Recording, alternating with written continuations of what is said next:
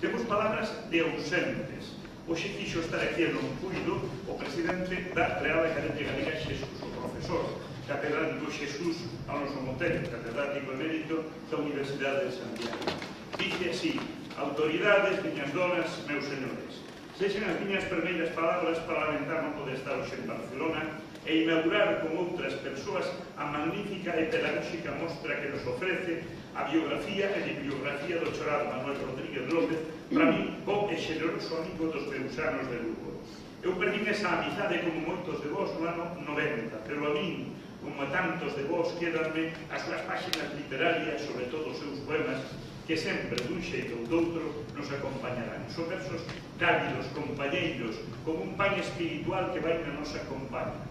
A musa do noso Manolo conmóvenos, dun xeito especial, cando se debruza sobre as xentes galegas ou non galegas que sofren a historia.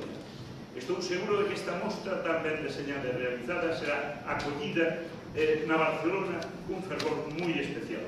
A Barcelona debe o noso Manolo boa parte da súa formación intelectual e en Barcelona desenvolveu unha parte moi importante da súa vida.